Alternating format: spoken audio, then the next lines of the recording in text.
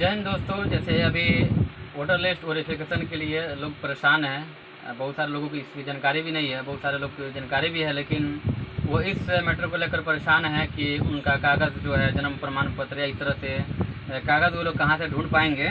तो मैं आपको ये बताना चाहूँगा कि जिनका जन्म भारत के अंदर 1/7/1987 से पहले हुआ है, भारत के अंदर, वो भारत के निवासी हैं और इससे पहले उनका जन्म हुआ है, तो उनको कुछ कागज़ देने की आवश्यकता नहीं है। 2003 में अगर उनका नाम मिलता है वोटर लिस्ट में तो सिर्फ उससे उनका काम चल जाएगा।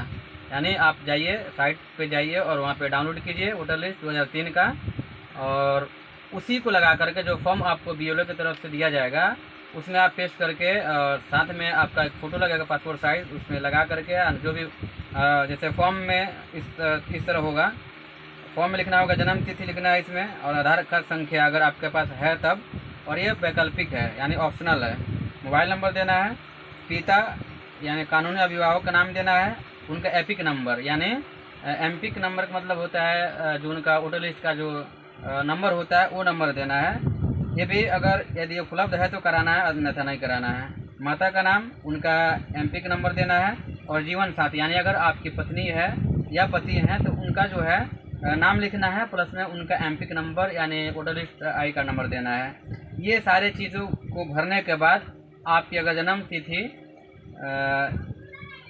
1/7/1987 से पूर्व में है यानी पहले है, तो आपको सिर्फ एक डॉक्यूमेंट देने होंगे, मतलब वही डॉक्यूमेंट जो 2003 का जो वोटर लिस्ट है उसी से डाउनलोड करके वो आपको लगा कर दे देना है। लेकिन जिनका जन्म इस भारत के अंदर 1/7/1987 और 2/12/2004 के बीच में हुआ है, उनको दो डॉक्यूमेंट्स देने होंगे। पहला यानी अपने माता या पिता दोनों में से किसी एक का प्रमाण देना पड़ेगा। प्रमाण में आप उनका जन्म प्रमाण पत्र दे सकते हैं, या 2003 का जो वोटर लिस्ट है उसको आप दे सकते हैं। यानी माता या पिता दोनों में से किसी एक का जो है आपको कागज़ देना है, डॉक्यूमेंट देना है, और साथ ही आपको अपनी तरफ से एक प्रूफ के तौर पे एक कागज़ देना है। तीसरी बात है, जैसे जिनका जन्म भारत के अंदर 2004 के बाद हुआ है, उनको 3 डॉक्यूमेंट्स यानी 3 डॉक्यूमेंट देने होंगे। पहला डॉक्यूमेंट अपने लिए देंगे, दूसरा डॉक्यूमेंट वो अपनी माता के लिए, और तीसरा जो है अपने पिता के लिए। यानी उनको साबित करना होगा कि उनके माता जो है भारत के नागरिक थी, उनके पिता जो है भारत के नागरिक थे। इसके लिए उनको अपने माता पिता का वोटर लिस्ट अगर डाउनलोड कर देते हैं 2003 में अगर मिलता है तो अगर वो भी लगा देंगे तो चल सकता है, अन्यथा उनका जन्म प्रमाण पत्र देना पड़ेगा, या इसके अलावा भी और कोई भी डॉक्यूमेंट्स हो सकते हैं वो देना पड़ेगा। मैं बता दूं इसमें जो है तकरीबन 11 डॉक्यूमेंट्स हैं। ये डॉक्यूमेंट्स में से आपको अगर 1987 से पहले आपका डेट ऑफ बर्थ है तो एक डॉक्यूमेंट, 1987 से लेकर 2004 तक अगर आपका डेट ऑफ बर्थ है, भारत में पैदा हुए हैं तो 2 डॉक्यूमेंट, और 2004 के बाद अगर आपका जन्म तिथि है तो आपको 3 डॉक्यूमेंट लगाना पड़ेंगे। और वो डॉक्यूमेंट्स ये हैं, इनमें से किसकी जो है आप 1 के लायक हैं, या 2 के एलिजिबल हैं, या 3 का एलिजिबल हैं। इन 11 में से जो आपको लगाना पड़ेगा।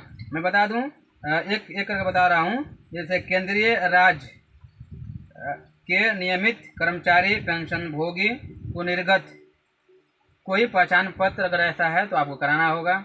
दूसरा में सरकार, स्थानीय प्राधिकरण, बैंक, डाकघर, LIC, PSU द्वारा भारत में 1/7/1987 से पूर्व निर्गत किया गया कोई भी पहचान पत्र हो तो चलेगा। तीसरा में है सक्षम प्राधिकार द्वारा निर्गत जन्म प्रमाण पत्र यानी जन्म प्रमाण पत्र। चौथा में पासपोर्ट।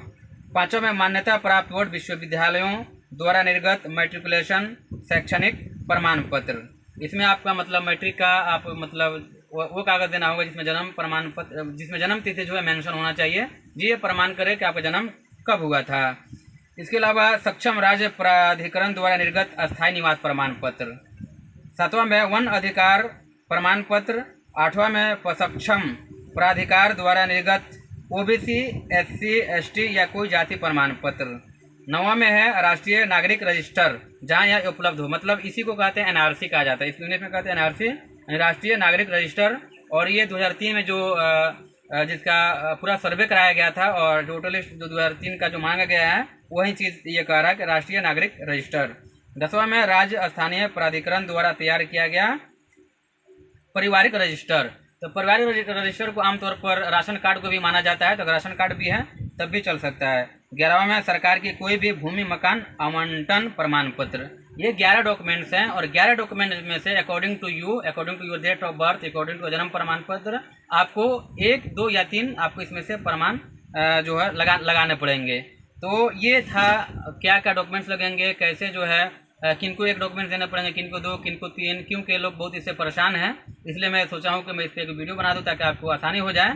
और साथ ही मैं ये कहना चाहूँगा जैसे कि ये सरकार ने जो निर्णय लिया है और मात्र 25 जुलाई तक इस तरह करके देना है, तो कहाँ तक ये ऐसा संभव हो पाएगा या नहीं हो पाएगा। और बहुत सारे लोगों का कहना है कि कहीं ना कहीं सरकार चुपके से जो है एनआरसी लागू कर रही है। इस तरह नहीं करना चाहिए और इसमें किसी भी तरह से कोई भेदभाव, कोई जाति नहीं। हर एक कम्युनिटी के लोग, हर एक रिलीजन के लोग जो ऐसा कह रहे हैं कि सरकार जो निर्णय ली है ये बिल्कुल गलत है। लोगों को सिर्फ सरकार उलझाना चाहती है। लोगों को असल मुद्दे से लोग जो सरकार भटका रही है ताकि लोग जो है असल मुद्दे ना मांग सके, असल मुद्दे पे चर्चा ना कर सकें, शिक्षा पे बात ना कर सके, स्वास्थ्य पे बात ना कर सके, अच्छे रोड, बिजली, स्मार्ट मीटर, इस सब पे बात ना कर सके।